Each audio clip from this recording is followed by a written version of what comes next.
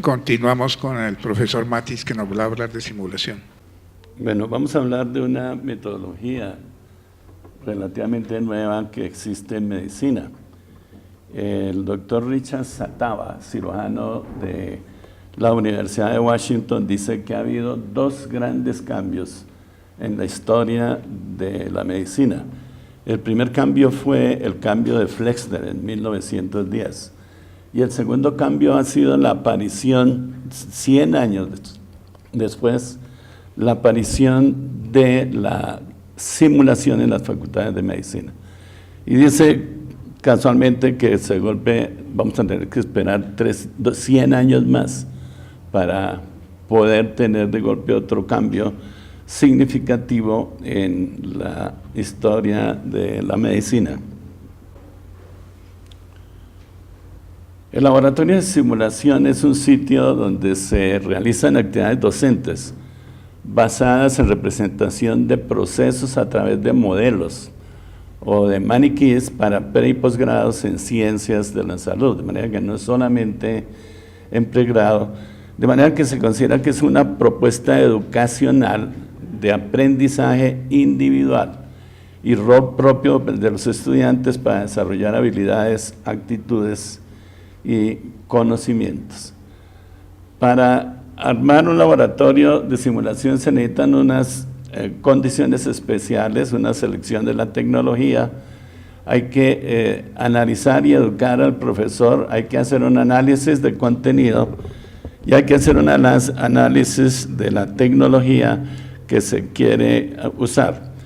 El análisis del contexto es adecuar un espacio físico suficiente que tenga altos recursos tecnológicos, recursos económicos, y sobre todo recurso humano, donde esté la gente preparada para estas actividades. Y es importantísimo la posición de las directivas, porque si las directivas no quieren colaborar, muchas veces no es que no puedan, pues al fin y al cabo no se va a hacer prácticamente nada. En el análisis del contenido se ha visto que cualquier materia en medicina es susceptible de pasarla a enseñarla por simulación, naturalmente con unos requisitos previos y un objetivo de los programas.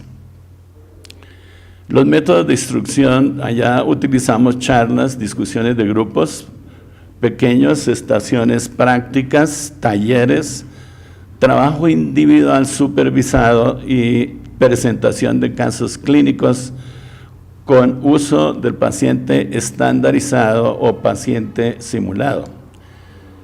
El paciente estandarizado es un paciente que tiene la enfermedad cardíaca, pulmonar, lo que sea.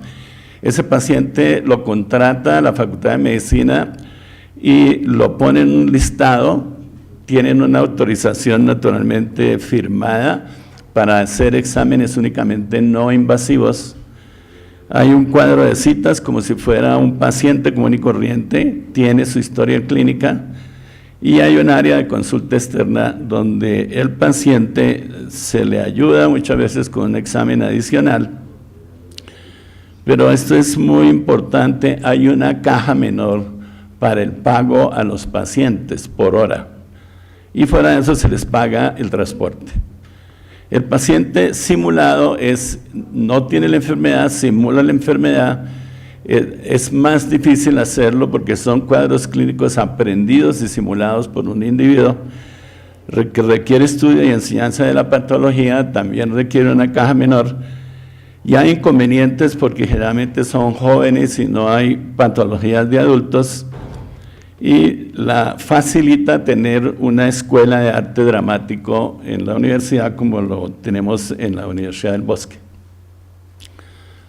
Hay una tecnología que consiste en guías de procedimientos, un equipo médico preparado, hay libros, guías escritos por los mismos profesores, variedad de CDs, simuladores, videos, multimedia o maniquíes, de informática y pósters.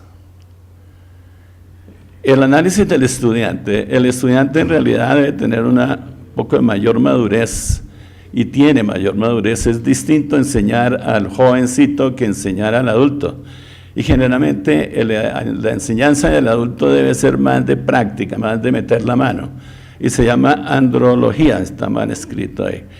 Nivel al que se encuentran en sus rotaciones, van a ir en primer semestre a tomar la presión arterial y otras cosas, y después van poco a poco accediendo a diferentes tecnologías. Es decir, el estudiante se enfrenta al proceso de autoaprendizaje, lo cual es muy importante, y tiene una retroalimentación inmediata porque el procedimiento le dice si metió bien la sonda, si no le sale orina, etcétera. Entonces, eso es lo importante. El análisis del profesor va a ser, a veces se crean situaciones, debe crear situaciones de interacción, puede utilizar también pacientes reales. Hay una evaluación continua de los estudiantes. El estudiante está sentado al lado con su profesor, no allá en la cátedra magistral, y hay que modificar su presentación con base en las necesidades del estudiante y del grupo.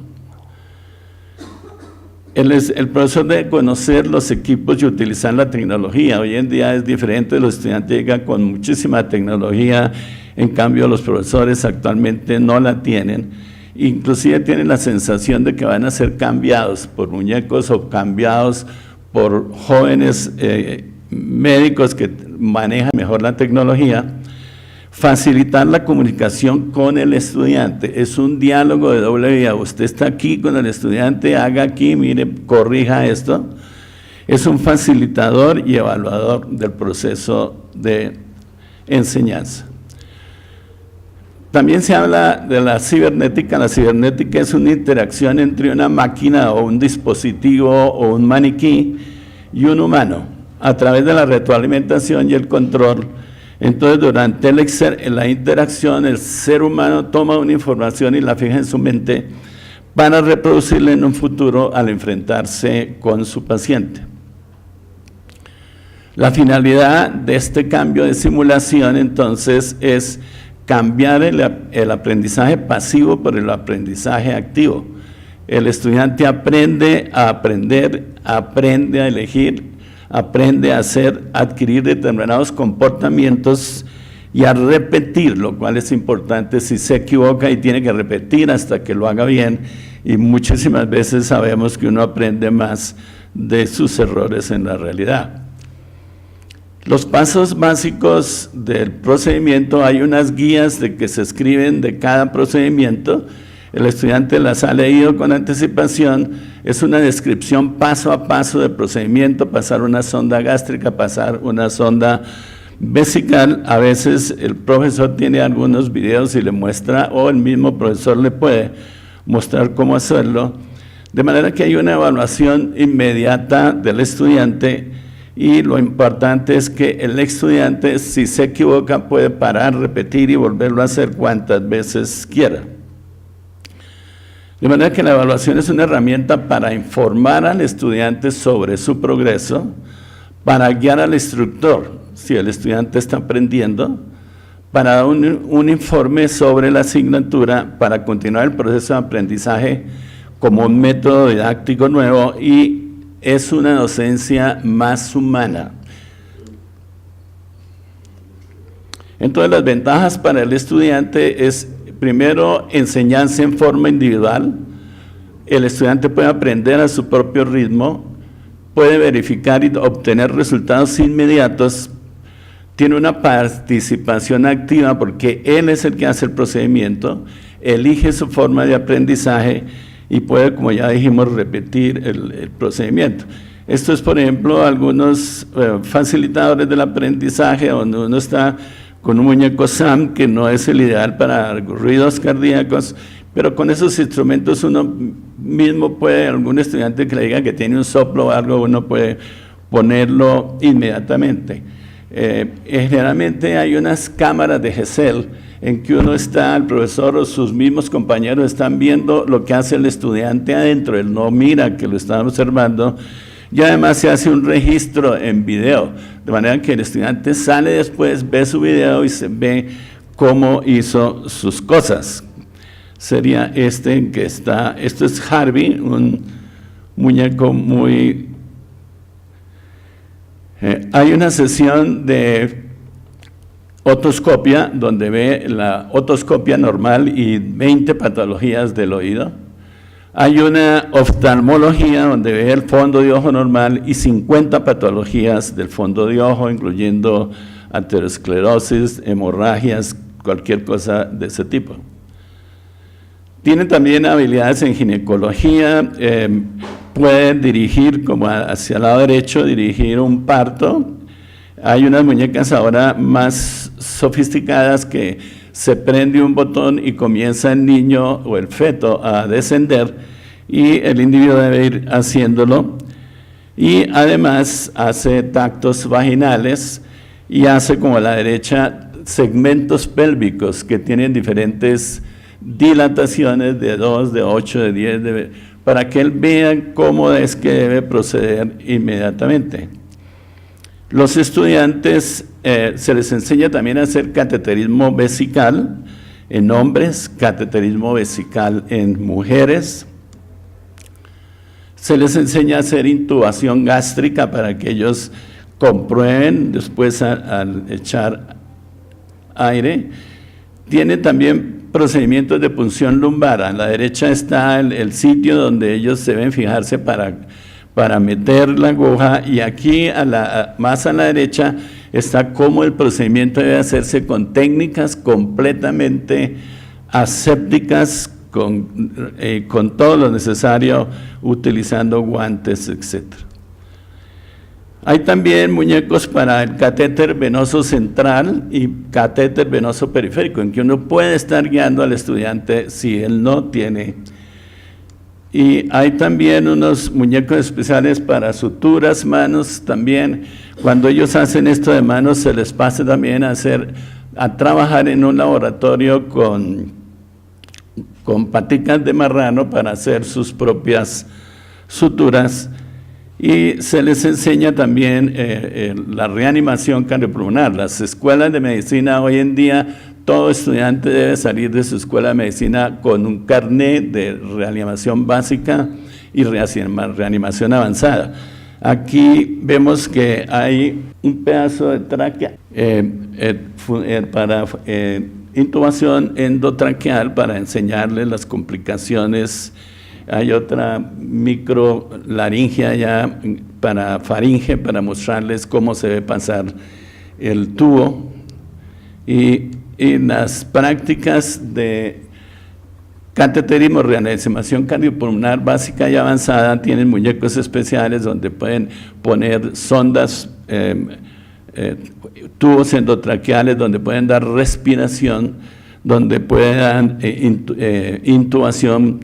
Y también se les enseña lo que más se utiliza ahora, que es la invasión, aspectos de intubación con sondas no invasivas, porque se ha encontrado que el estudiante tiene muchos problemas, y por eso a veces cuando se forma un código azul en una institución, se prefiere que haya ahí un anestesiólogo. Ellos pueden hacer cardioversión, desfibrilación con monitores en que ven fibrilación ventricular, y tan pronto ellos descargan, inmediatamente le cambia, por ejemplo, a un ritmo sinusal. Este es en una clase de arritmias. Ellos deben identificar las arritmias y deben decir cómo se tratan. Y aquí está el Centro de Simulación Valentín Fuster. Yo he trabajado en el laboratorio de simulación, primero de la Universidad del Bosque, y logramos que en Sudamérica y Centro y Sudamérica se diga que Colombia es país pionero en simulación. Aquí tenemos el edificio, tenemos dentro de nuestro centro de simulación el desfibrilador externo automático de verdad, que va a ser obligatorio ahora ponerlo en determinadas instituciones. Por eso aquí tenemos uno, y tenemos entrenados unas 4 o 5 personas que deben saber, porque no es solo dar una descarga, es reanimar, la reanimación básica. Las dos solas no sirven. Y una serie de equipos de reanimación que ustedes ven a la derecha, están todos los tipos de DEA, y a la izquierda los muñecos diferentes que se utilizan. equipos de simulación para adultos, pacientes adultos, y para hacer reanimación básica del adulto y hacer la práctica del DEA de entrenamiento. Ahí están los simuladores pediátricos, ojalá haya por lo menos 12 para que cada estudiante tenga su propio muñeco y que no haya la posibilidad de problemas de bioseguridad por que pongan la boca donde la han puesto algunos otros. Hay simuladores más avanzados para adultos, como se ve acá. Simulador pediátrico también avanzado para adultos. Y este es un simulador que tenemos para las enfermeras también. Y ellas practican una serie de procedimientos en enfermería. Aquí están las enfermeras haciendo clase con sus aparatos.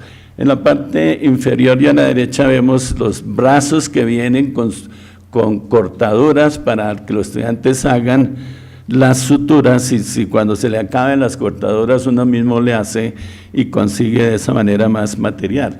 El último es un cuarto que generalmente donde se hacen las acciones que son mirar videos, que todos deben mirar esos videos con anticipación para proceder a hacerlo después en los maniquíes. Hay simuladores neonatales prácticamente de todas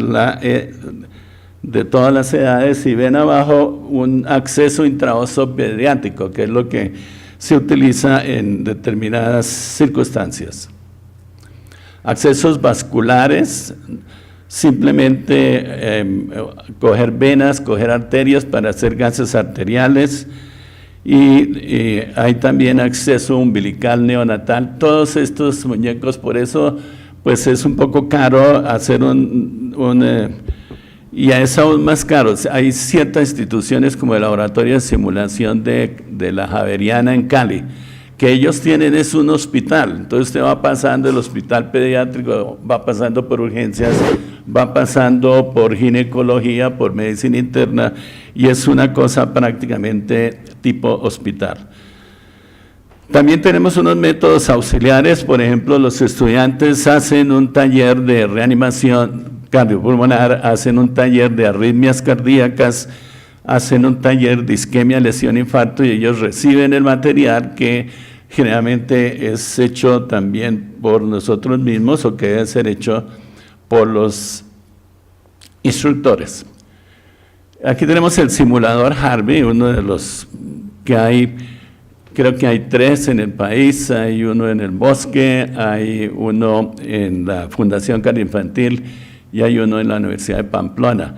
Es el mejor maniquí en realidad para enseñar auscultación cardíaca, y tiene pulsos, se pueden tocar por todas partes, se le mueve el apex cardiograma y pulsos yugulares, prácticamente de todo, y los estudiantes están con unos, fuera de eso hay un monitoreo donde está uno, y los estudiantes están aquí sentados con un pequeño estetoscopio y un aparato de luz infrarroja que les transmite el sonido. Entonces este es el simulador cardiopulmonar Harvey. Hace unos 10 años estudié hice esta diapositiva, cuál sería el futuro de los centros de simulación. Y entonces, pues naturalmente hay un laboratorio de microcirugía, pero ya hay laboratorios muñecos para hacer procedimientos endovasculares, para hacer histerectomía, laparoscopia, para hacer todo tipo de operaciones, inclusive colecistectomías laparoscópicas, apendicitis y todo tipo de endoscopia por cualquier hueco que haya. Entonces el programa de tecnología, esto forma un programa de tecnología de la información, TICS, e-learning y aulas virtuales. ¿Por qué utilizar este tipo de pedagogía en medicina? Las ventajas para el docente. Permite al profesor reconocer los avances de los alumnos en forma individual. acerca más el profesor a los alumnos, hace más flexible la clase, se cambia la clase magistral obsoleta por el taller en grupo pequeño y el aprendizaje se centra en el alumno, que es la tendencia nuevamente de ahora. Las ventajas para el sistema de salud. Tenemos inconvenientes, ustedes los han visto, el sistema de salud dificulta cada vez más la enseñanza de los hospitales. Además, cada vez más, casi que cada 2 años se cierra un hospital. Las EPS también dificultan a las relaciones entre estudiantes, internos, residentes. Ellos no quieren que los estudiantes y residentes les examinen sus pacientes, de manera que esto es adelantarse al cambio en los escenarios de práctica. Nosotros comenzamos nuestro laboratorio de simulación hace 20 años a través de un curso que fui a tomar en Holanda. Esto es muy importante, la simulación no pretende cambiar pacientes por maniquíes, jamás se podrá sustituir el paciente. La otra cosa que hace la simulación es una humanización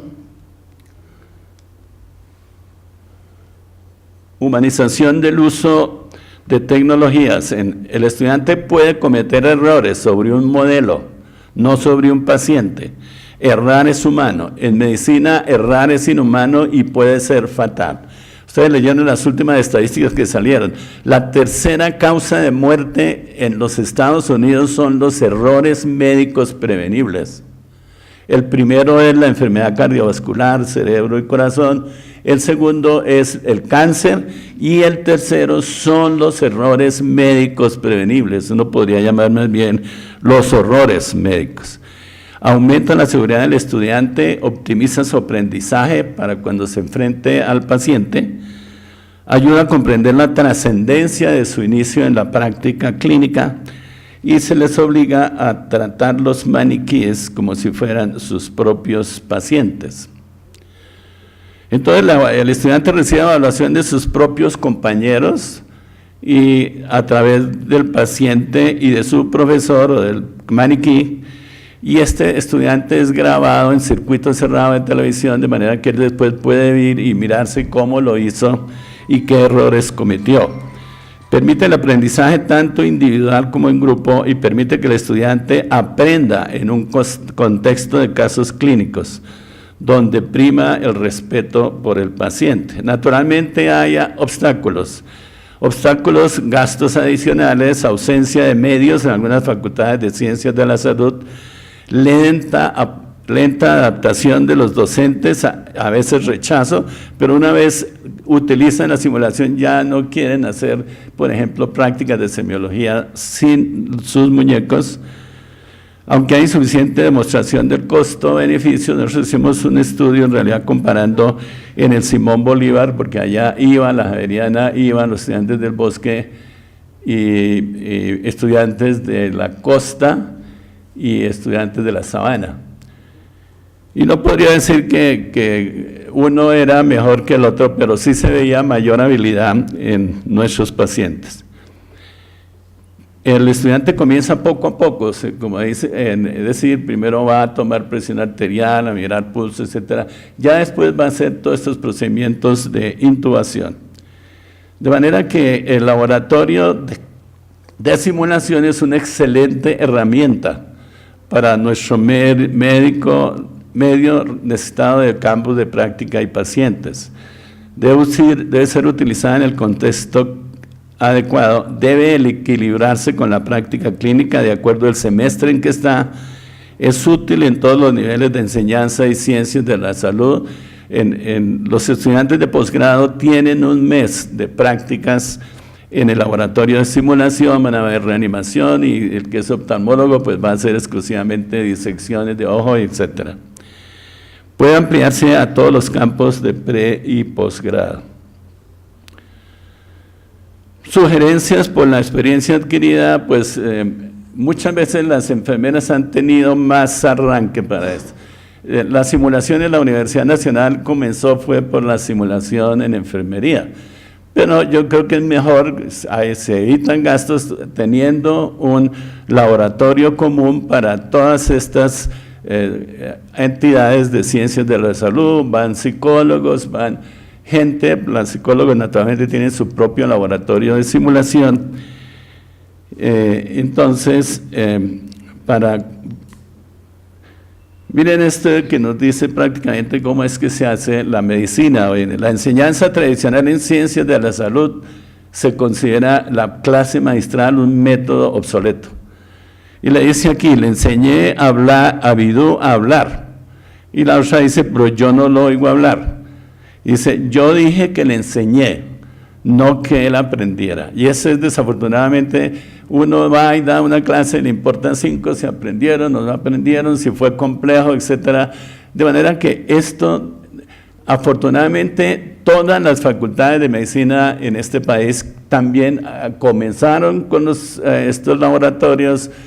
Nos visitaban médicos de Chile, en Argentina, inclusive en Brasil, que venían a ver cómo, porque nosotros desarrollamos la simulación hace 20 años en la Facultad de Medicina, por eso es que entonces creo que son 58 facultades ahorita de medicina, todas tienen ya simulación. En los Estados Unidos no se puede graduar un residente de cardiología de adultos que no haya hecho primero un estudio de simulación en el laboratorio de simulación, poniendo stents, haciendo angioplastias.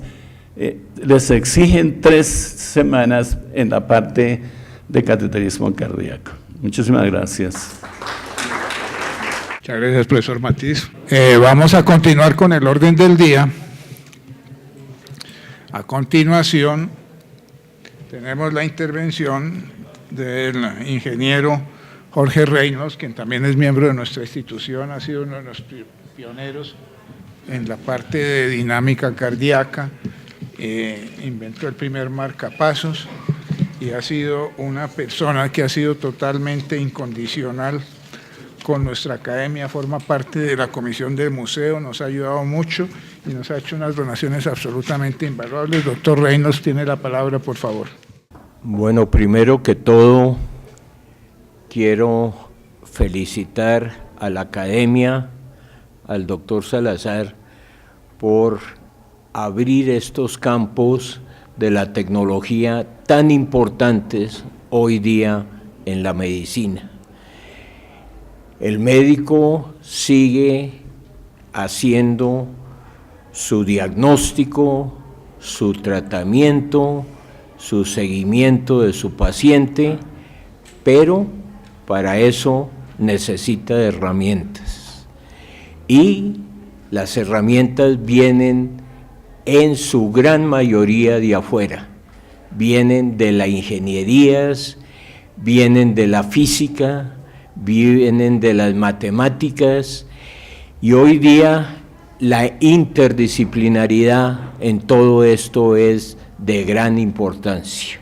Así es que el mundo de la medicina hoy día avanza, y muchas veces avanza gracias a la proporción, todas las herramientas que cada día tiene en sus manos.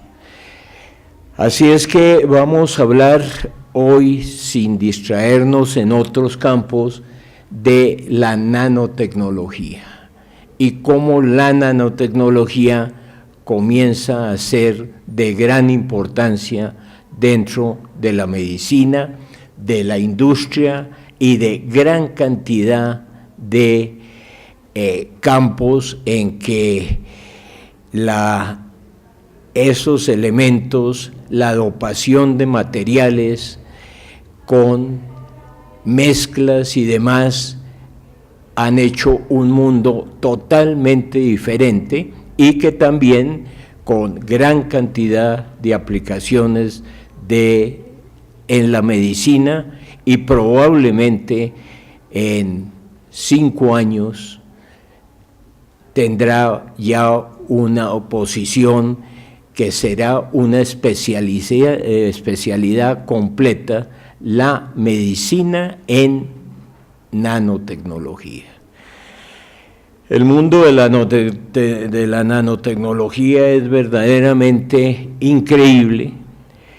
Les quiero recordar que un nanómetro es la millonésima parte de el metro y que ya hoy día se llegó a poder crear elementos de 3, 4 nanómetros y ya se está viendo cifras todavía mucho más pequeñas. Se abre un campo en que el mundo es totalmente diferente. Así es que vemos este dedo y comenzamos a ver cómo se va penetrando en su interior a 10 nanómetros y comenzamos ya a ver elementos mucho más pequeños de los 10 nanómetros. Y no solamente el conocimiento de todos estos elementos vivos, partes de células, no células completas, sino partes de células y demás, y que ya se están haciendo los nanorobots para poder llegar e intervenir estos elementos pequeños. La base de muchas de estas cosas son los nanotubos, en los cuales pues tienen tamaños de 3 a 4 nanómetros y que es la base de la creación de los nanorobots. Son totalmente flexibles, están hechos en general de derivados del carbón y a partir de estos flexibles y multiusos nacen la nanorobótica. Nanorobótica como por ejemplo poder en tejidos implantar circuitos electrónicos completos, poder crear elementos que reemplazan muchas veces la función de órganos convencionales,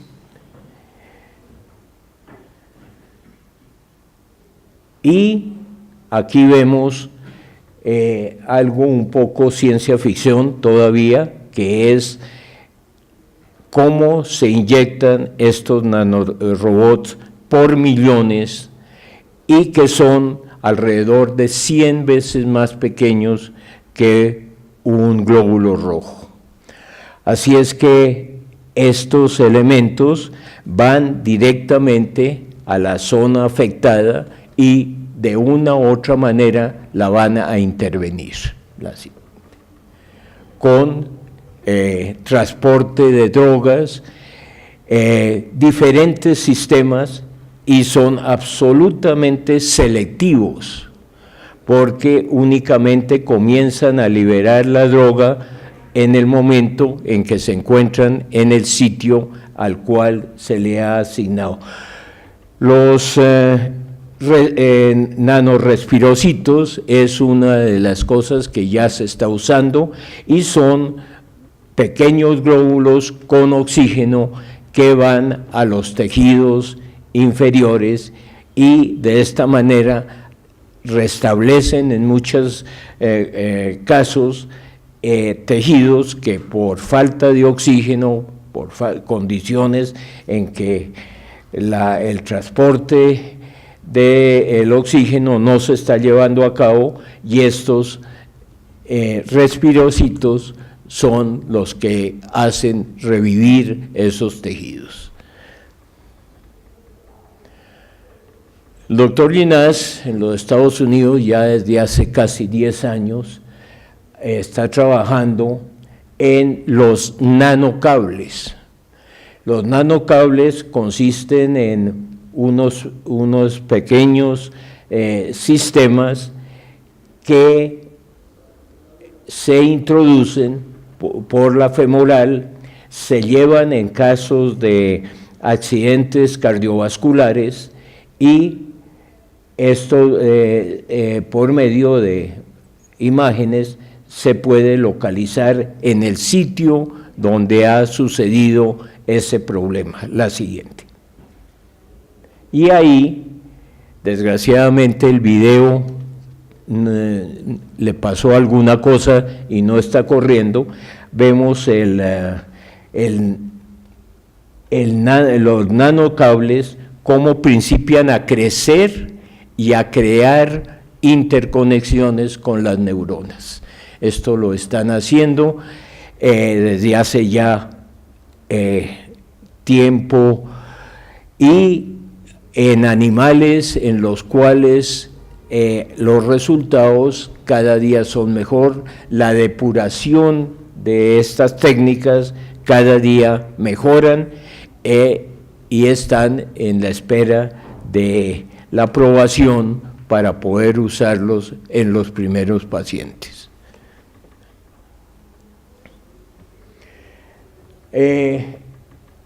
Todo este mundo de la nanotecnología, vemos cómo se pueden crear motores completos, motores que pueden mover un nanosistema mecánico. La siguiente. Aquí vemos, por ejemplo, poder crear nanoestructuras completas con piñonería y demás. Esto ya no es ciencia ficción, es realidades. Entonces podemos crear, por ejemplo, bombas para llevar determinados medicamentos a determinadas zonas previamente determinadas y ponerlas a funcionar por sistemas magnéticos desde la parte exterior del cuerpo. La siguiente. Bueno, sistemas, esto es en mecánica, poder llegar con nanoelementos, hacer lubricación perfecta en sistemas los cuales por sus condiciones de precisión y demás no tienen una lubricación perfecta, y con la nanorobótica que está incluida dentro de los aceites lubricantes, pues se puede llegar a máquinas que prácticamente no tienen desgaste.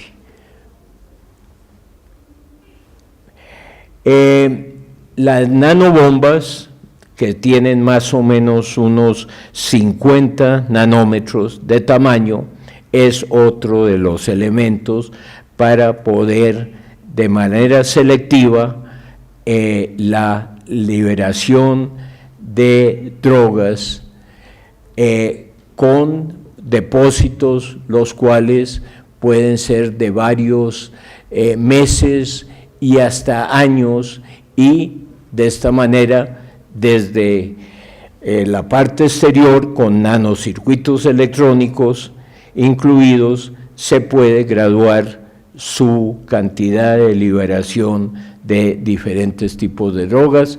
Esto ya se está utilizando en pacientes, en todo lo que es el tratamiento de diferentes clases de cáncer y demás, con muy buenos resultados. Sus costos son muy altos todavía, pero esto tendrá que bajar, y ya la mejoramiento de estos sistemas se volverá cada vez con mayor cantidad de uso, y por lo consiguiente los costos bajarán enormemente. La siguiente.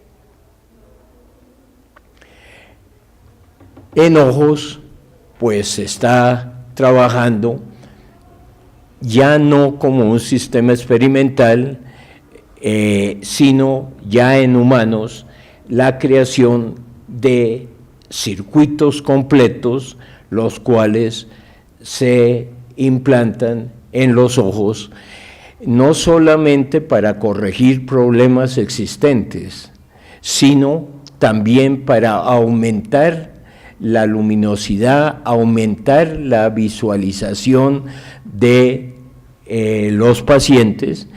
Inclusive ya se están trabajando sistemas que de manera externa se vuelven telescópicos y aumentan su capacidad de aumento de las imágenes, y también en la parte nocturna aumentan la luminosidad. Este es el sistema actual de la creación de nanocircuitos para poder manejar y crear estos nanorobots. Aquí vemos el depósito de materiales para crear transistores, condensadores, resistencias y circuitos completos de electrónica a dimensiones nanométricas. Así es que es un aparato relativamente sencillo, cada día bajan de costos y de esta manera se popularizará cada vez más la nanotecnología, no solamente en medicina, sino en gran cantidad de diferentes usos. Los nanotatuajes ya es una realidad, poder hacerlos y desde la mano poder ver, por ejemplo, el electrocardiograma del paciente. Esto es hace 2 años, en los cuales se pueden ver no solamente la electrocardiografía, sino más de 1000 parámetros de la química sanguínea. Así es que los nanotatuajes para efectos de diagnóstico, pues ya comienzan a ser una realidad. Y sencillamente se apaga, se toca determinado sitio donde está el switch y desaparece totalmente la visión. Hace 2 años, cuando vi estos primeros sistemas que se estaban haciendo en personas, se consideraba que esto se iría a popularizar en los próximos 10 años y sería un sistema en que el médico simplemente le tendría que coger la mano al paciente, presionar para poner el sistema, prender el sistema electrónicamente y comenzar a hacer su diagnóstico desde la mano del paciente. En nanotecnología, pues este es el trabajo que con el doctor Jorge León hemos llevado ya por muchos años, que es el nuevo nanomarcapaso, el cual reemplazará inicialmente el sistema de conducción que por algún problema se ha dañado, y de esta manera el nanopuente, como lo llamamos, que es la 4ª parte de un grano de arroz en tamaño, y se hace la implantación por medio de un catéter, obviamente una cirugía totalmente ambulatoria. Tiene la ventaja de que ya no usa batería, sino que funciona por medio de piezoelectricidad.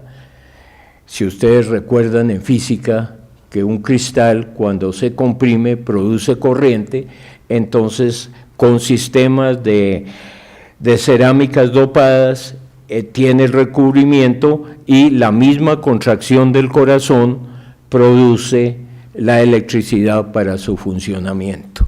Este es un sistema que ya en animales, en 22 perros que se ha hecho la implantación, está funcionando. El que más tiempo tiene, ya tiene 4 años, y que estamos esperando el visto bueno del National Institute of Health para hacer la primera implantación en humanos. La siguiente.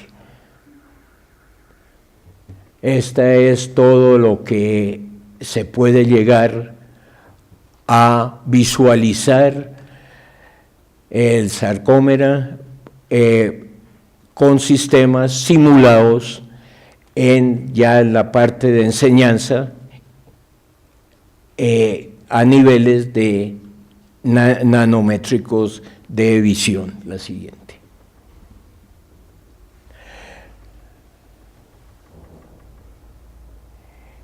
El grafeno, un nuevo elemento derivado del carbón, es otro de las innovaciones en estos últimos 3 años y que probablemente va a cambiar muchísimos procedimientos, sobre todo en todo lo que son reemplazos de tejidos. El grafeno es el material más resistente que se ha encontrado hasta ahora, supera a la dureza del diamante y tiene las cualidades de que tiene una dureza enorme, pero también tiene flexibilidad y es totalmente neutro para implantación. Así es que el grafeno entra dentro de todo este nuevo mundo de la nanotecnología, ya que muchos de estos elementos nanométricos, la base para su construcción es el grafeno. Hace muy poco tiempo, 3 o 4 meses, sale un nuevo material con mejores características, mayor resistencia, mayor flexibilidad, que se llama el pentagrafeno y que ya comienza a pensarse en que superará enormemente al grafeno. La siguiente.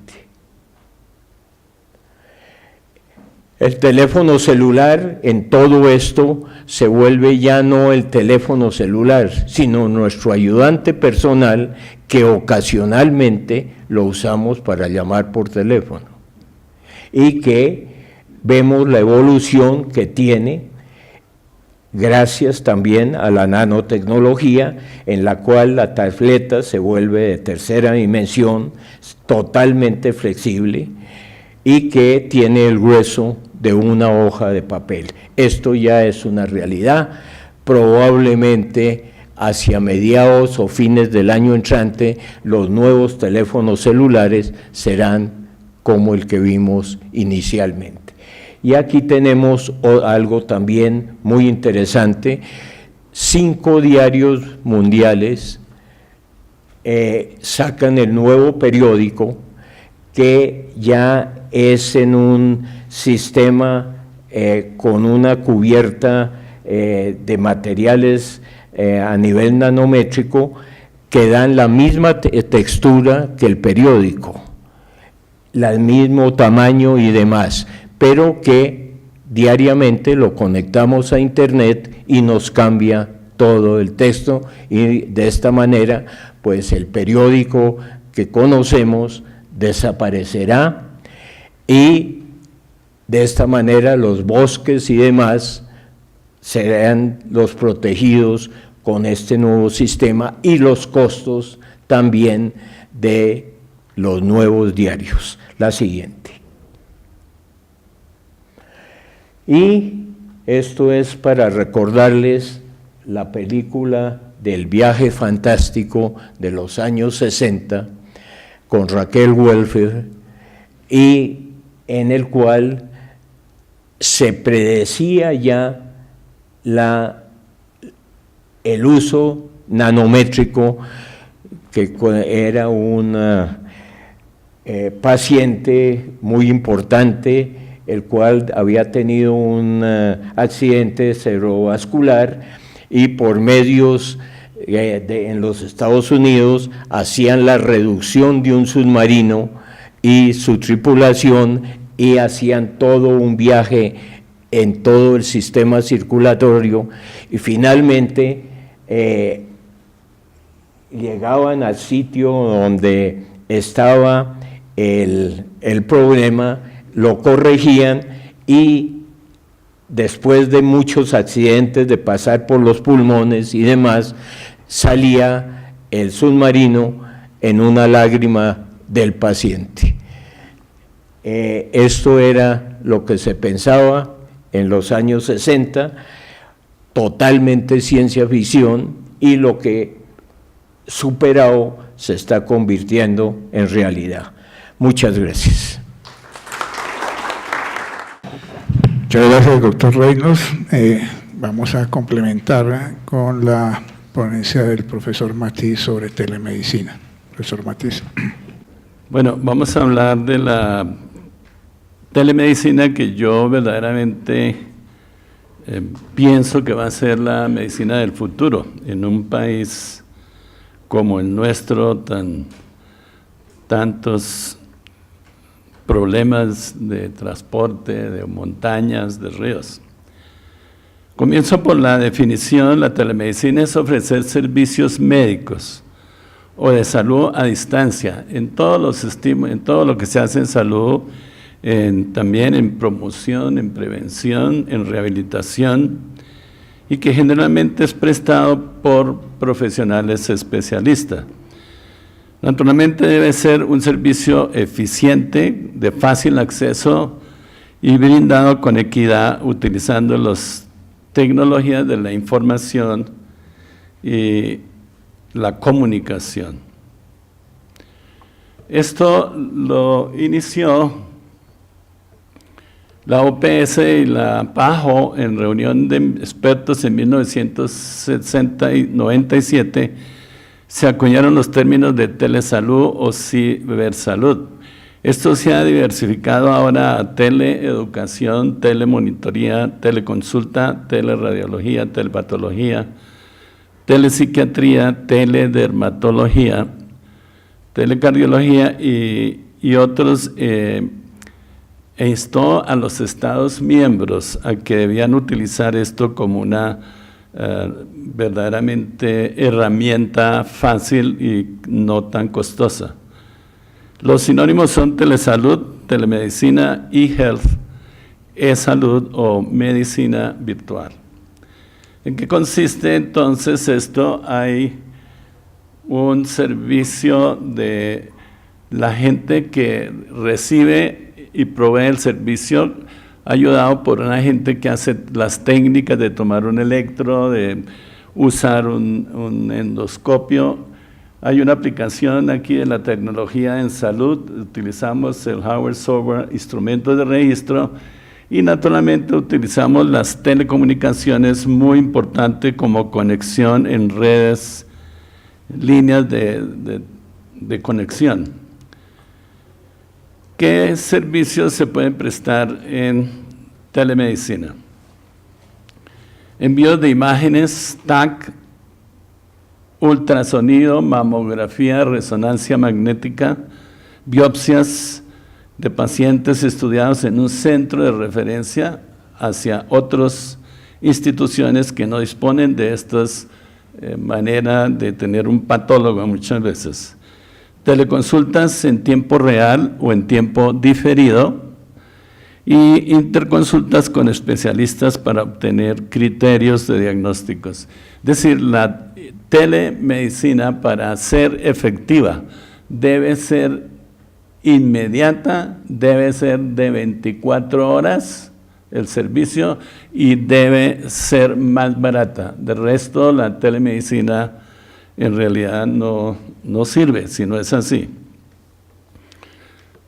El laboratorio de telemedicina no se puede cerrar porque si es una huelga en una universidad y porque los sábados y los domingos no no abren, entonces no se abre la telemedicina. El servicio de telemedicina es 24 horas, es día y noche.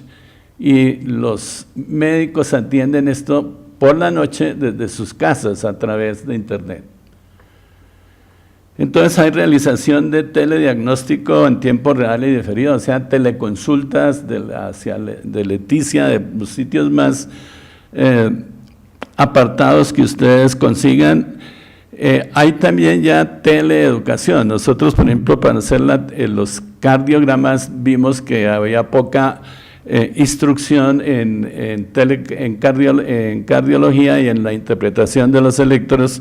Hicimos un curso de telemedicina en ecocardiografía que se hacía a todos los sitios donde se mandaban los resultados de un ecocardiografía. Ahí también se aportan un montón de bases de datos, imágenes y de casos de interés en archivos, imágenes y diagnósticos, de manera que se puede hacer telegestión y televigilancia también se puede hacer. Los iniciadores de esto fueron este señor Karen Morgan y Robert C. Wagner, que manifestaron en 1979 el propósito que los unía, la transformación de la medicina a través de la comunicación, y como lo empezaron, han comenzado a ser testigos de esta metamorfosis. ¿Por qué es útil en Colombia la telemedicina? Ven, un país extenso, separado por ríos, montañas, un país donde además no quieren ir, unas poblaciones donde además no quieren ir los médicos generales y mucho menos los especialistas, de tal manera que hay centralización de servicios de salud, casi todos están en las ciudades, despoblación de médicos generales y mucho más de especialistas, y aislamiento de los servicios médicos por violencia, como ustedes han visto, que atracan las ambulancias y todas estas cosas. Entonces, potenciales soluciones que, no obstante el aumento creciente de las telecomunicaciones, se favorece la prestación de los servicios a través de banda ancha, internet y otras tecnologías. Hay que generalmente alquilar un canal separado para hacer la telemedicina, y eso vale 600 millones de pesos anual.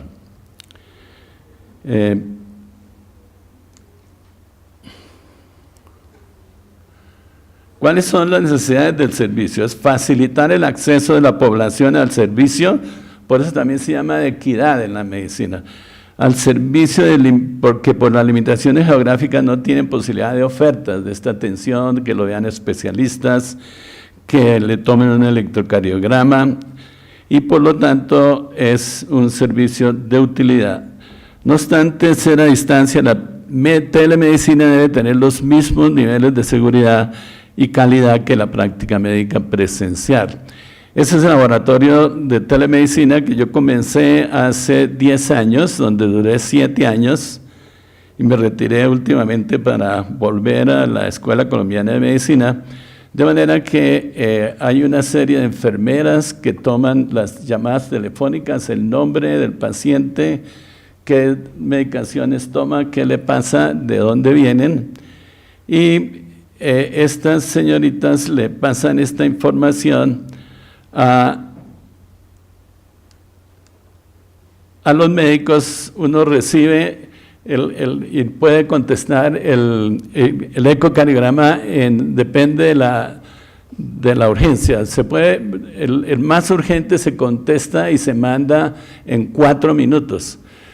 Y ese pues vale más, pero de todas maneras los que no son urgentes, exámenes de cosas que no son urgentes, se pueden mandar en 6 horas, pero nunca más de 12 horas. Entonces es un grupo de cardiólogos que inicialmente se consultan los casos más difíciles. Aquí hay unas estadísticas que no voy a poner, pero a la vuelta de 5 años ya habíamos hecho 1 millón de electrocardiogramas, que es lo que no se hace de electrocardiogramas en una institución, y se tomaban prácticamente con todas las patologías, y llegaba el trazo al sitio y ese trazo inmediatamente se leía si era este tipo de problema como un infarto agudo. Inmediatamente se llama ya y dice, mire, usted tiene un infarto agudo, ¿usted qué hospital es? Primero, segundo, tercer nivel, tiene cómo atenderlo, o si no, remítanlo inmediatamente. Ahorita hay una conexión también con Medtronic, en que se le comunica a Medtronic y Medtronic manda unas ambulancias a recoger al paciente y llevarlo al sitio más cercano para hacerle un cateterismo. Naturalmente, esto acorta en cardiología, el tiempo es miocardio. Los datos de Servicio de Salud Italiano, por ejemplo, ven que más o menos se gastan en atender en un paciente entre 3 y 3 horas y media. Si uno utiliza la telemedicina, se disminuye el tiempo en 43 minutos, que es muy importante la atención de estos servicios. Estos son otros tipos de problemas que generalmente se hacen. También se hace la telespirometría y la saturometría a través de estos pequeños instrumentos que ellos se tienen en el hospital, y por ejemplo son exámenes que no se pueden generalmente hacer en un pueblo. Entonces esto se coloca a un computador y el computador la manda al telecentro. Y así todos los exámenes posibles. Se puede hacer holter de presión de 24 horas, se puede hacer holter de ritmo también de 24 horas, estos se contestan en 4 horas, y hay servicio también de teleradiología. Se pueden examinar radiografías común y corrientes. Al principio no teníamos servicio nocturno, ahora sí creo que lo tienen ya el servicio nocturno. La de azul es la técnica que recibe y se encarga de recibir la información del paciente, y al otro lado está la radióloga que de una vez interpreta y comienza a mandar la información al hospital. Para eso se utilizan unos chasis especiales de fósforo, donde se saca la radiografía, y eso también se conecta a un computador y manda la imagen al centro. Aquí vemos una radiografía de cráneo, vemos una parte de radiografía, y puede uno, como se hace en radiología, hacer segmentos y cosas para aclarar un poco más la cuestión. Y todo esto se hace a través de una plataforma de integración de servicios que se llama PIT, y ella se encarga de hacer todos los procedimientos que yo he enumerado y que generalmente se van o vienen de sus diferentes sitios. ¿Cuáles son los beneficios de telemedicina en nuestro país? Primero, disminución de costos de prestación. Habría 300 puntos, ahorita hay 630 puntos de atención en 28 departamentos. Hay 80% de instituciones de baja complejidad, 1.116.500 eventos en atención de telemedicina. Ahorita se están haciendo 1.400 electrocardiogramas en 24 horas. Y con una gran base de datos en que uno puede ver un electro de hoy y compararlo con el electro que se le hizo hace 6 meses, de manera que hay un doble servicio. Entonces hay servicios de bioestadística, perfiles de movilidad, de morbilidad que se le puede dar a la institución, y monitoreo de pacientes a demanda. Se hacen más de 22.000 interconsultas de apoyo. Hay 0 inversión tecnológica en la mayoría de los usuarios, porque uno da el equipo. Yo les digo, no es que esté haciendo propaganda, yo ya me retiré de allá. Los equipos se entregan sin costo, pero se deben devolver. Ya hay evidencia de mejoramiento en la calidad de la atención del usuario. Sé, por ejemplo, que Ecopetrol gasta 2 billones de pesos en trasladar pacientes de las áreas rurales a las áreas centrales, y que generalmente son pacientes que si se le hace un electro y todo, pues no se necesita, porque Ecopetrol manda el paciente, manda la familia, manda el papá o todas esas cosas. La telemedicina está cubierta ya por una legislación nacional. Desde el 8 de mayo del 2006 hay otra ley que salió ahorita en el 2005, pero que reglamenta un poco más la modalidad de servicios, y la prestación de un servicio en modalidad de telemedicina presupone el cumplimiento de los estándares tecnológicos y científicos exigidos. Esta es una nueva ley por la cual se establecen lineamientos para el desarrollo de telesalud, así como en cualquier hospital debe haber una autorización del servicio de salud para practicar determinados exámenes. De manera que ese artículo cubre la telesalud, la telemedicina y la teleeducación. Hay un comité asesor de telesalud al cual pertenezco todavía yo. El aprendizaje en telesalud se debe incluir en el pensum en este momento de las carreras de salud, de ingeniería de sistemas y telecomunicaciones, para establecer una especialización en telesalud. Todavía no lo hemos armado, pero la estamos ya con el tiempo haciendo. Entonces, ¿qué es lo que hace? Algunos dicen que se pierde la relación médico-paciente. No se pierde la relación médico-paciente, porque al otro lado está el médico general que está con su paciente, que lo está viendo y que tiene generalmente muchas dificultades para los diagnósticos, tiene muchas dificultades no solamente para eso, sino para los exámenes también. Y entonces él se comunica con el especialista desde el centro telemétrico de telemetría lo ayuda a resolver los problemas a través de la teleconsulta. Esto también tiene un código de ética médica hecho por la OPS y es para comprender el entendimiento de los riesgos conocidos, el potencial de Internet en el manejo de su propia salud y la salud de aquellos bajo su cuidado. Ellos exigen en la prestación del servicio honestidad, calidad, consentimiento informado, privacidad, profesionalismo en el cuidado de la salud online y responsabilidad de la empresa. ¿Cuáles, sin embargo, son las barreras de la telemedicina que nosotros hemos observado en Colombia? Resistencia del personal médico y paramédico a utilizar nuevas tecnologías que no dominan. Se pierde un tanto la confidencialidad de los datos porque si la paciente va a otro sitio, pues se pueden bajar y enviar allá los datos. Tiene también un concepto de bioética, y es el intercambio de criterios diagnósticos debe ser realizado con ética, con pleno acuerdo de las partes.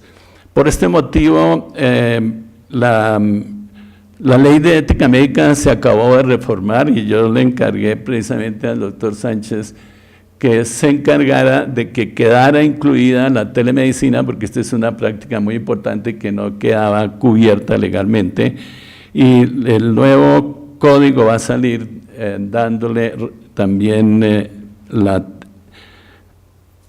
telemedicina como un ejercicio diagnóstico.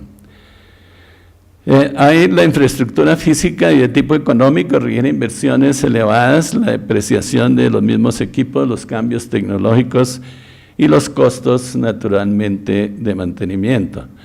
La nueva clínica de la Universidad del Bosque ya tiene un laboratorio que se va a hacer para prestar servicios de telemedicina a los hospitales donde nosotros rotamos los estudiantes como un servicio gratuito. Entonces ya esto lo hemos comenzado, un programa de teleenseñanza en medicina o teleeducación, y debe comenzar a enseñarse especialmente en las facultades de medicina. Como conclusión, la información debe ser igual a un examen presencial, es menos costosa, evita el transporte innecesario de pacientes, menos hospitalizaciones, mejora la atención en salud, atención por especialistas, mejora aspectos financieros por economía de escala. Es decir, un electrocardiograma se cobran 10,000 pesos, un electrocardiograma vale 40 o 50,000 pesos. Pero es diferente hacer 1,400 electrocardiogramas a 10,000 pesos que hacer de golpe 50 o 60 a 50,000 pesos. Entonces, la economía de escala, el centro generalmente, en realidad, no pierde plata, porque se tiene que mantener. Entrenamiento al personal de salud y atención de medicina social y privada. La telemedicina no es como decían que es para los pueblitos. Nosotros llegamos a ver que la mayoría de las EPS de Bogotá estaban metidas dentro de nuestro sistema, porque ellos, si se hacen un electro, tienen que archivarlo ahí, esperar hasta que el médico vuelva el día, porque van cambiando los médicos que leen. Entonces, eso es absolutamente importante, la atención, no solamente la atención privada, sino la atención también. Entonces, ¿esto qué quiere decir? Que la telemedicina achica o desaparece las distancias, lo cual es muy importante y tengamos en cuenta. Otra cosa muy importante es que la telemedicina debe ser contestada por especialistas, no por médicos generales. Hay cardiólogos, hay neumólogos, hay dermatólogos, hay radiólogos que se encargan de hacer la lectura. De manera que esa es otra ventaja de la telemedicina, fuera de que dure 24 horas, de que no se preste sábados y domingos, que se preste de día y de noche. Entonces los cardiólogos se van a las 7 de la noche para su casa, comen y se sientan en su computadora a despachar esto, y de vez en cuando, o casi muchas veces, los llaman a las 2 o 3 horas de la mañana para contestar un electro, pero generalmente es un electro de urgencia, y eso naturalmente presta un servicio muy especializado a los pacientes. En las islas griegas, que uno cree que las islas griegas son 6 o 7 las que uno visita generalmente, pero las islas griegas son 1,000 islas griegas, y allá hay telemedicina para todas las 1,000 islas griegas, y tiene servicios de nefrología, servicios de laboratorio, etcétera. De manera que por esto yo hago la predicción de que va a ser la telemedicina del futuro en nuestro campo, y va a ser ideal. Muchas gracias. Muchas gracias, profesor Matiz. Tuvimos un problema logístico con el delegado del ministerio, el doctor Edwin Cárdenas. Nosotros vamos a continuar con la presentación del profesor Zoilo Cuelles. Mil gracias, doctor Salazar, por ponerme estas últimas semanas a pensar qué era lo que tenía que decir aquí. Obviamente, al llegar a este punto, no sé si creo que soy el último, pues de pronto suena repetitivo lo que puedo llegar a decir yo, pero de todas maneras hay cosas sumamente interesantes, y lo que sí es muy cierto es la oportunidad de haber aprendido y ver cosas nuevas, realmente nuevas e interesantes. Las nuevas tecnologías originadas en los prodigiosos avances virtuales que han dado vida a multitud de dispositivos por los cuales se puede acceder a las redes de Internet, tales como computadores de mesa, portátiles, tabletas, teléfonos móviles, smartphones, el uso de la multimedia, han abierto las puertas al hombre de hoy a un universo ilimitado de conocimientos y de oportunidades para el aprendizaje y, por lo tanto, para la enseñanza en todos los ámbitos del saber humano, muy especialmente en el panorama de la ciencia médica, de las ciencias de la salud y, en mi caso, específicamente en el de la oftalmología y la salud visual. Al ser el último en hacer uso de la palabra, como les decía ahorita, corro el grave peligro, indudablemente, de caer en repeticiones de lo ya tratado por mis antecesores en el curso de esta mañana de foros sobre tecnología y educación médica, de tal manera que demorarme en mostrar fotografías de los diversos dispositivos al alcance de los profesionales para acceder a información sobre ciencias básicas, clínicas y prácticas profesionales me haría indudablemente repetitivo y cansón. Considero entonces que a manera de resumen podemos afirmar que si miramos a la tecnología como tal frente al ejercicio de la oftalmología, tendremos que dividir este aspecto en dos grandes capítulos.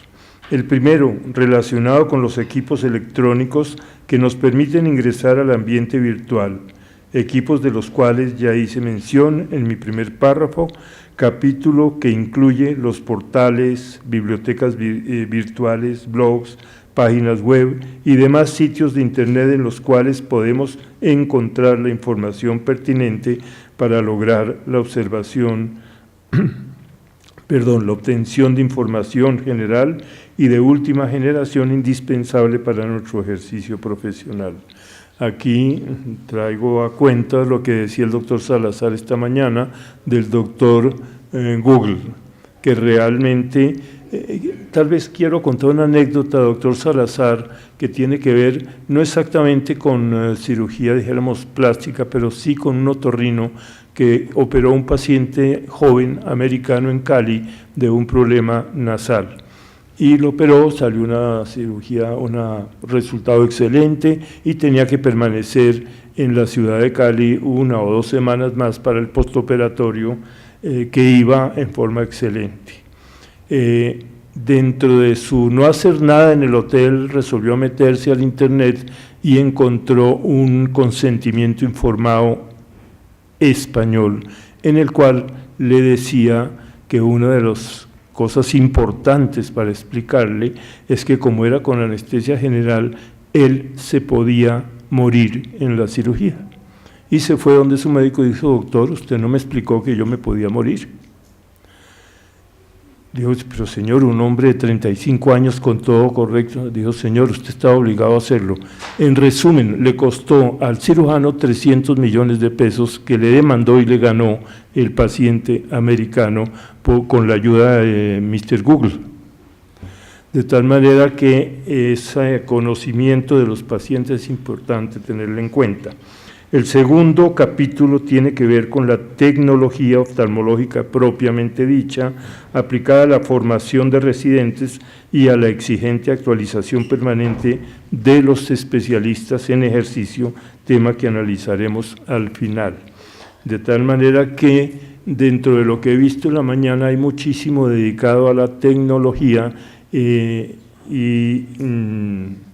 se supone que esa tecnología tenemos que esbozarla y enfocarla sobre la educación de nuestras especialidades.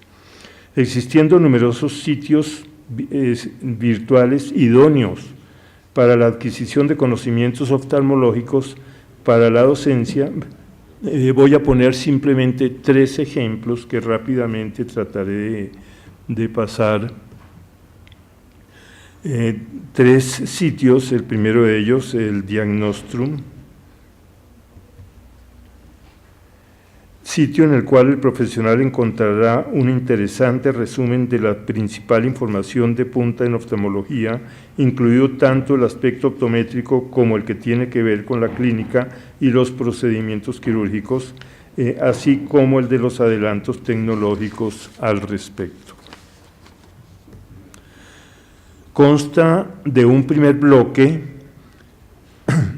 dedicado a una handbook que se constituye en una herramienta inteligente en lo que se refiere al diagnóstico y al tratamiento, accesible a cualquier profesional tanto de la oftalmología como de la optometría, a quienes ofrece calculadoras ICD de 9 códigos, audio, descargas de video y un directorio. Contiene iAtlas, iWiki, foros, revistas de oftalmología y optometría, medicamentos, diagramas, herramientas educativas dirigidas a pacientes, referencias terapéuticas y un atlas semiológico. El segundo bloque, denominado Ophthalmology Pocket Cards, Es una guía de referencia rápida que incluye una colección de información importante relacionada con las condiciones médicas más relevantes en el campo de la oftalmología. Destaca aspectos tales como la anatomía del ojo, los vicios de refracción y su manejo, el diagnóstico y tratamiento de afecciones tales como la arteritis temporal, las oclusiones de la arteria y la vena centrales de la retina, el desprendimiento de retina y la endoftalmitis. Contiene resúmenes sobre semiología, el diagnóstico y el tratamiento del glaucoma, sobre la degeneración macular, la queratoconjuntivitis seca y la uveitis. Presenta la clasificación y el tratamiento de la retinopatía diabética y del edema macular diabético. Ofrece algoritmos para el manejo del bloqueo pupilar agudo y de glaucoma primario de ángulo abierto. Incluye pruebas para discromatopsia, entre ellas para el daltonismo, y una gráfica de pruebas de agudeza visual. En el tercer bloque, denominado Express Ophthalmology, Sionis Medical creó esta aplicación expresamente para los oftalmólogos, útil en el registro y organización de la información clínica de sus pacientes. Dicho conjunto de gráficas e imágenes de oftalmología facilitan al especialista el seguimiento de lo acontecido durante la consulta, las observaciones realizadas, sus resultados y tratamientos recomendados. El cuarto bloque, denominado Ophthalmology Animated Pocket Dictionary Series, incluye más de 100 términos oftalmológicos relacionados con la animación 3D, por medio de la cual se facilitará la comprensión de los términos propios de la especialidad, con comentarios animados y definiciones escritas. Al contar con dicho app, puede ser vista una y otra vez y se pueden ver las condiciones de los pacientes en un corto tiempo. Es de gran utilidad tanto para los profesionales como para los estudiantes y aún para la información a los pacientes. El quinto bloque completa la herramienta con un atlas de oftalmología, que es una documentación gráfica de enfermedades oculares, por medio de la cual se enfatiza sobre la descripción de los distintos estudios del cuadro clínico en cuestión, en forma absolutamente gráfica, que obvia descripciones detalladas, tediosas y difíciles de memorizar. El segundo sitio relacionado con la oftalmología que voy a ejemplificar es oftalmo.com, que incluye apps de oftalmología para smartphones creados y redactados por especialistas del Servicio de Oftalmología del Hospital Gregorio Marañón de Madrid. Cuenta con un listado de las mejores aplicaciones para su utilización en el ámbito profesional de nuestra especialidad. La información concluye anotando que, abro comillas, el uso de los smartphones ha puesto una revolución en todos los sentidos, también en el ámbito médico, facilitando la comunicación interprofesional y haciendo que nuestra práctica clínica sea más eficiente, cierro comillas. Es, en realidad, un verdadero artículo sobre el tema, con la gran ventaja de haber sido escrito en castellano. Aquí son rápidamente unos pantallazos relacionados con el sitio. Y el tercer punto, el tercer sitio al que vamos a hacer referencia es el Center for Ophthalmology Educators, en el cual encontramos estos pantallazos rápidamente para no demorarnos más. La página del Center for Ophthalmology Educators está respaldada por el International Council of Ophthalmology y un análisis del pantallazo nos puede otorgar la información adecuada para apreciar el valor y sus inmensas posibilidades como elemento de ayuda en la docencia en la especialidad. Adicionalmente a eso, naturalmente, en cuanto al capítulo relacionado con la tecnología oftalmológica propiamente dicha, aunque la variedad instrumental para uso clínico o quirúrgico es inmensa, es importante encontrarnos con una realidad de la especialidad en la cual podemos comenzar por el consultorio básico de oftalmología y optometría que tienen ustedes en la fotografía. escenario primario de práctica oftalmológica y por lo tanto de docencia. En él el residente aprende las bases de la atención ambulatoria de los pacientes, los diferentes pasos del examen, tanto optométrico como oftalmológico, y con una sabia dirección el camino correcto hacia el diagnóstico y el planteamiento terapéutico.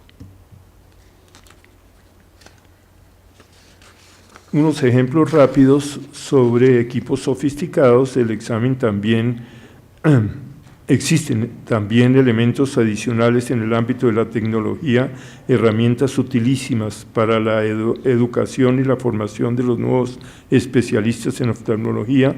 Me refiero a equipos sofisticados que nos permiten estudiar, por ejemplo, por medio del ultrasonido, las condiciones del interior del ojo y del espacio retroocular, como lo ven ustedes en esa ecografía. Adicionalmente, podemos estudiar, impulsados por los hallazgos obtenidos por la oftalmoscopía tradicional, directa o preferencialmente indirecta, el estado real de la mácula por estudios tomográficos, y por medio del mismo método se puede conocer el estado de la papila, obteniendo datos numéricos sobre el tamaño de esta, la profundidad y magnitud de la excavación papilar y toda una gama de elementos cuyos conocimientos permitirán a los discentes evolucionar científicamente en su educación especializada, en este caso en lo que tiene que ver con la patología macular y con las alteraciones glaucomatosas o las secuelas de una neuropatía inflamatoria.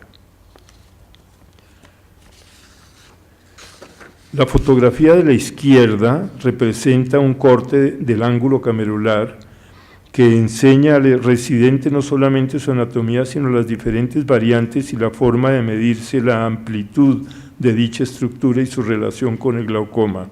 La siguiente imagen que encuentran a la derecha de ustedes muestra un VM del segmento anterior. El segmento anterior del ojo, se pueden distinguir en él la córnea, naturalmente, la cámara anterior, el iris y el cristalino, y en esta forma se pueden analizar una serie de elementos fundamentales tanto para la terapéutica como para la cirugía y la utilización de las ayudas terapéuticas del láser. Tenemos además unas imágenes en la pantalla del equipo de estudio de electrofisiología de inmensa utilidad en el diagnóstico de afecciones que modifican y deterioran las respuestas transductoras de los fotorreceptores, la transmisión por las células ganglionares, aquella por los nervios ópticos y la velocidad de conducción hasta la corteza occipital. Encuentran ustedes en la parte superior un electroretinograma multifocal que nos analiza prácticamente todo el área de la retina con sus diferentes respuestas, y en la imagen inferior un estudio de potenciales visuales evocados. Esto nos ayuda entonces al servicio de los docentes en este campo de la fisiopatología oftalmológica y neurooftalmológica, que utilizada racional y adecuadamente, representa un aporte muy importante para la educación del residente de oftalmología y una herramienta muy valiosa para el docente. La cirugía refractiva nos ha llevado a ha permitido a la humanidad evolucionar en forma impensable hasta hace muy poco tiempo en el conocimiento de la superficie corneal y en su topografía. Hemos aprendido muchísimo de dichas topografías, prueba fehaciente de la importancia tan grande de toda esta tecnología en la enseñanza del arte de cuidar de la visión de nuestros congéneres. Y hablando de cirugía, vale la pena hacer un pequeño recorrido iconográfico por las salas de cirugía oftalmológica. Antes de entrar en esto, quiero recordar aquí a mi maestro, al profesor Barraquer, a cuyo lado estuve 17 años, viéndolo evolucionar justamente en la utilización de la tecnología, de la electrónica y de todos estos mecanismos de progreso virtual para poder llegar a la perfección de su cirugía refractiva, que ha revolucionado el mundo y ha cambiado la vida a millones de personas en el mundo entero. Dentro de esto, simplemente estos son aspectos de las salas de cirugía con el equipo de anestesia, una sala de oftalmología, de cirugía oftalmológica lista a comenzar tratamiento, abajo lo que es hoy la cirugía refractiva con la ayuda de los láseres, que parecería cosa hace un poco de tiempo de ciencia ficción, los diferentes tipos de microscópicos que tenemos, y finalmente la organización de los quirófanos con un centro de manejo instrumental y los diferentes aspectos de las salas de cirugía.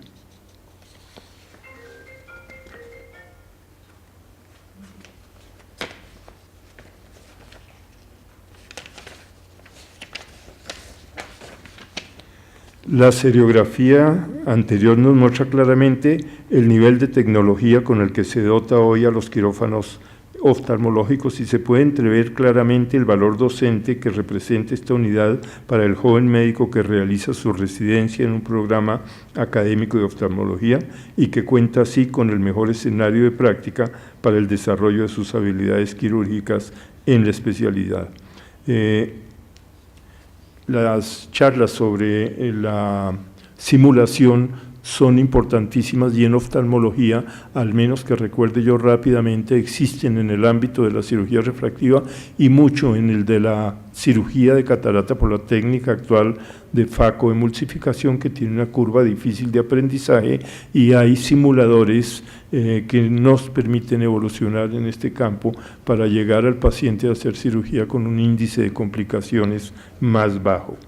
Para terminar, y mirando a la docencia y actualización de los profesionales en ejercicio, recordemos que en general 3 pueden ser los grupos en los que se puede dividir el talento humano en salud de acuerdo con el escenario de práctica y las posibilidades de acceso a recursos de información y educación continua con que contarán para incrementar los conocimientos y optimizar así su prestación de servicio. Hay un primer grupo que cuenta con un fácil acceso a la información, habitualmente compuesto por quienes trabajan en grandes hospitales y clínicas que cuentan no solo con la tecnología de punta, sino con la posibilidad de participar en múltiples actividades científicas y docentes, con lo cual acceden sin obstáculos a todas las herramientas de la educación continua, comparten a diario con otros miembros del grupo, tienen acceso a bibliotecas físicas o virtuales, conferencias y demás actividades y participan diariamente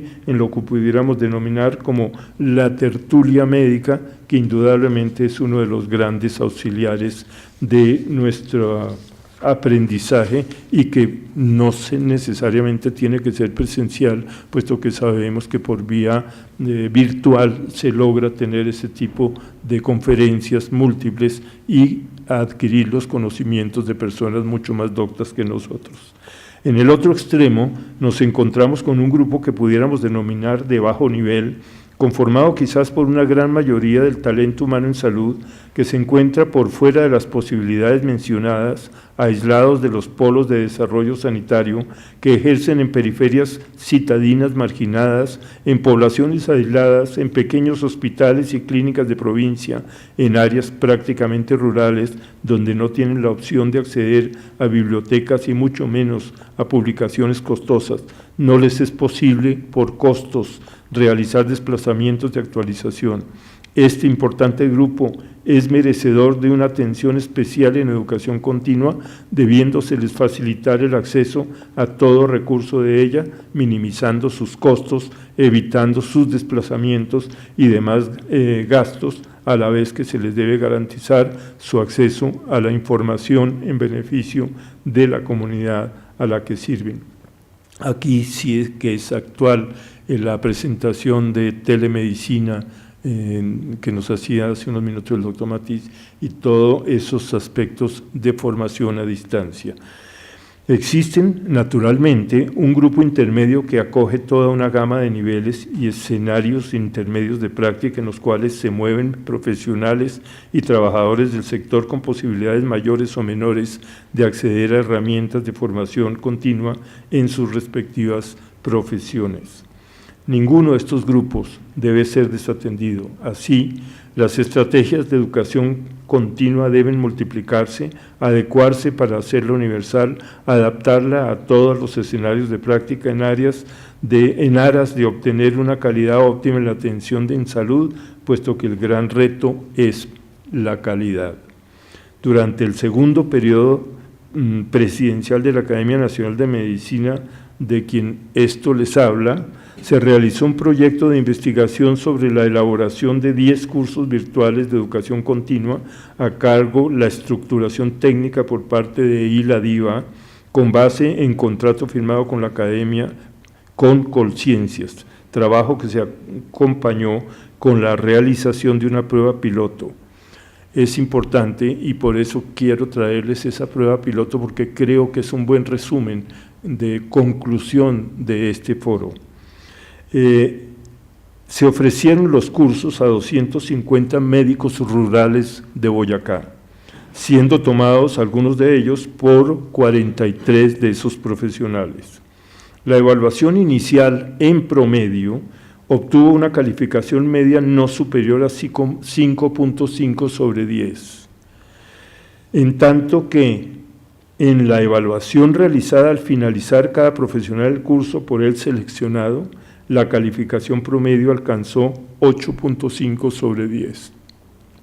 Este resultado de la prueba, así sea un poquito macarrónico el estudio estadístico, nos demuestra que, primero, la información por Internet sí llega al medio rural, y segundo, dicha educación continua para profesionales ya en pleno ejercicio sí sirve y mucho. Aunque el ejemplo anterior no se refiere puntualmente a la oftalmología, sí es una prueba irrefutable del valor docente del empleo de la tecnología virtual. Demuestra claramente que su alcance es ilimitado y que si los contenidos son adecuados, simplificados y puestos permanentemente al día, el efecto es altamente positivo en el aprendizaje real y práctico de estos discentes a distancia. No hay entonces, estimados señores, excusa para no acceder a una correcta, adecuada y actualizada educación de la población de médicos jóvenes, tanto en temas de medicina general como en aquellos de medicina especializada. Digo médicos jóvenes, yo creo que también los mayores tenemos mucho que aprender todavía si nos podemos meter dentro de estos sistemas. Y creo que he llegado al final. Mil gracias. Muchas gracias, doctor Zoilo.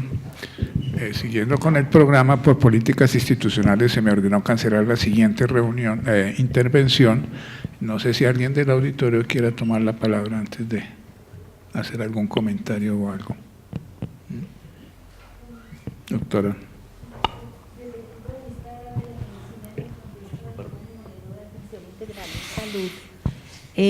Pues digamos, hay una política estatal que la está promoviendo.